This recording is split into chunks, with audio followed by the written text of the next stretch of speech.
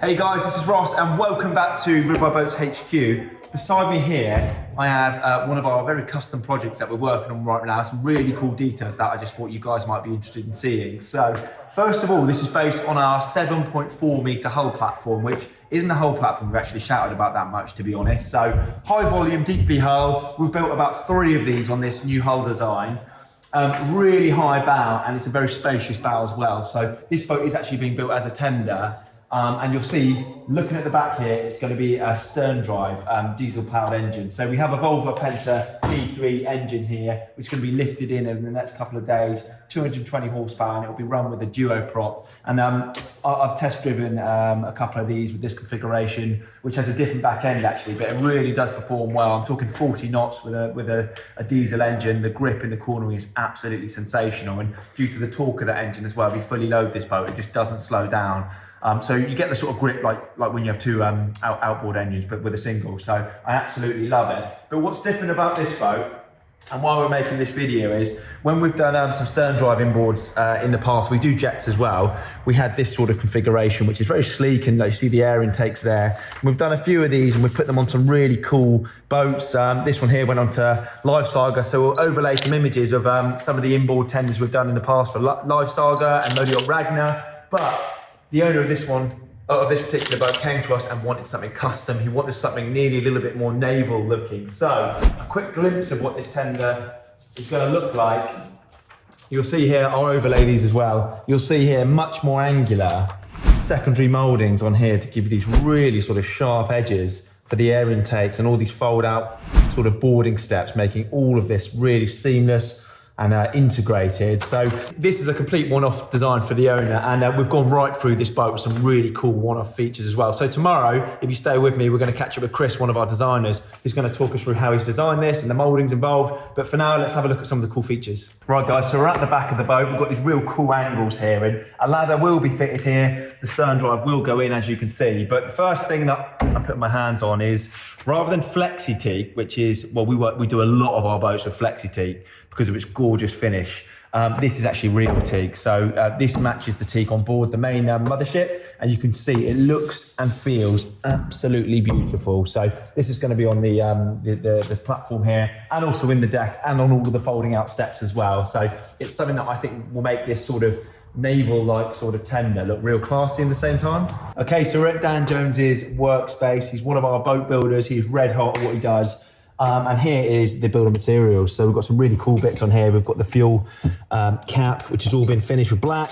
We've got the deck drains, loads of cool bits like that, the vents. So it's like a black pack on a grey boat. It's going to look absolutely insane. And also our glove box. And here, I mentioned at the back of the boat, we're going to fit a ladder, which is all spring loaded. So if I pull this out, it's all been finished, as you can see, really well. But when you put the real teak on top of it, it's going to be a sort of military badass looking boat, but it's still going to look really high quality, which is what the Ribeye is all about. So before we look inside the boat, a quick glance at that, you'll see the amount of detail Dan's got to go through when he builds this boat.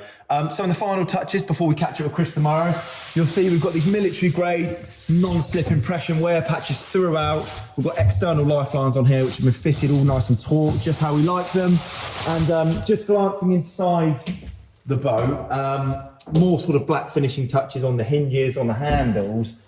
The real teak's looking absolutely gorgeous, and you'll also see they've part powder coated the lifting eyes, and the way we've achieved this is going to be lifted to a really low lift point, and the way we've been able to achieve the strength in the deck there. If you watch some of our videos of how we infuse the foam core laminate, we actually infuse the stainless steel tapping plates within the deck structure, so it becomes part of the boat, and that allows us to then tap straight into the deck wherever we want, wherever we put that structure, which enables us to put tenders in such tight spaces. Okay guys, so we've spoken about performance and the intricate fit out details of this boat, but with every Ribeye tender, boarding is absolutely paramount to make it a good tender, in our opinion. So what we have here is our new fold out boarding step system, which is fully integrated and flush when you're not using it. So it'll fold out to about halfway here, making boarding and disembarking really easily. Got more teak on the top here, and there will be receivers for lightweight carbon moulded boarding poles, which are really cool. And say if you want to board this boat at night, there's also going to be lighting on both of the steps. Okay guys, there will be a large moulding on top of here, which again will be finished with teak, so you can stand up and board through the centre line of the tender. But tomorrow we're going to catch up with Chris. We'll look at how he designed the back end of this. We'll show the steps working inside the model, and then we'll do another video down the line when this boat's more finished. Okay guys, so we're in our design and engineering, and I've managed to catch up with lead designer Chris. Hi Ross. How you doing, mate? So Chris, can you just talk us through the inspiration for the client's custom back end? Absolutely. So this is a custom 7.4 metre inboard tender for a super client of ours. The brief was to go very military, lots of flat surfaces. We've even gone to do things like hidden ventilation in some of the vents as well. So we've got some awesome hidden nav lights there with all the ventilation going around the nav lights, so it's all kept really nice. Nothing to sort of snag ropes on or anything like that. Yeah. We've gone for custom cleats at the aft end. Yes. We had looked at various different versions with like bollards and things like that to really kind of give that sort of military look. But you'll see the sort of flat-sided sort of nature of the design. What about these boarding steps here, Chris? Because they're new, aren't they? So they are. So those have been designed to give a really stable, sort of solid sort of step as you come into the boat. They are fully machined out of aluminium.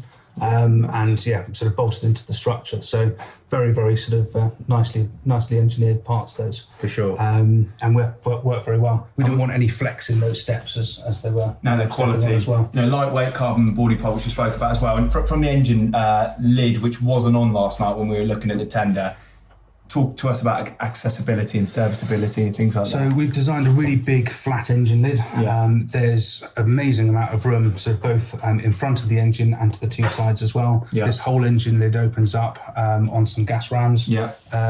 So you can really get into that engine bay for proper servicing. Yeah. Really good for sort of ease of maintenance as well. For sure. And one other thing, this is a go anywhere tender. Talk to us about what this device is on the back here. So this here is the new Wasp System. Yeah. It's basically a piece of kit that you can use to survey the seafloor. Yeah. It's becoming quite increasingly unpopular with superyacht customers because they can effectively go ahead with the tender, they can survey the floor of the seabed, and they can effectively map that out in 3D so they can get the yacht as close to shore as possible. And it also is great for scanning ahead of submarine trips and things like that as well. So it's becoming increasingly more popular with our customers. Awesome, Great mate. bit of kit, and they've now sort of integrated it in one sort of fully assembled component, which is great. So you can remove it quite quickly, can't you? Yeah. And we've got boarding ladder on the starboard side as well. Awesome. So it's built for diving as well. Yeah, awesome. All right, mate. Well, thank you very much. And we'll do another video when the boat's finished and on the water. Cheers, guys. Lovely. Thank you very much.